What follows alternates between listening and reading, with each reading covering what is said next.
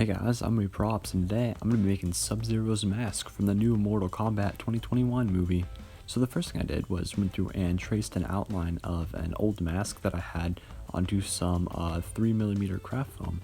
I then went through and glued the two halves that I had made together, and then went through and cut out the vent section that goes in the front of the mask out of some blue foam.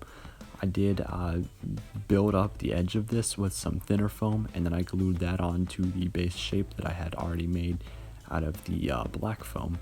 I then cut out some details out of the black foam and glued those onto it just to fill in the nose part.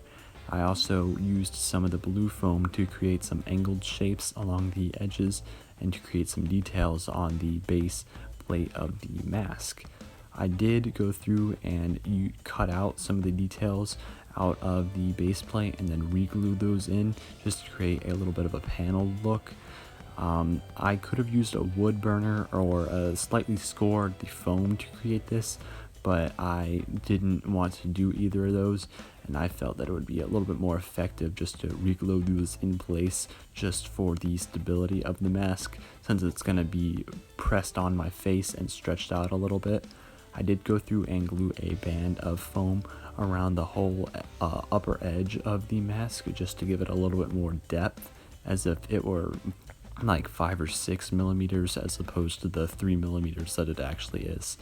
I then went through and cut out the front section and then glued in a piece of an old t-shirt just to create a mesh and a breathable area for the mask. And then I painted the blue and the black, and I think it turned out pretty good. I mean, for this being only the second mask that I've ever made, I think it fits pretty good on my face. I did use some stretchy nylon strings for the faceplate, and those turned out pretty good. If you guys don't mind checking out my Etsy shop, I have a lot of the props that I've made over the past couple of months on there, as well as a few things that I haven't made a video for. If you guys don't mind liking and subscribing, be sure to. See you guys next video.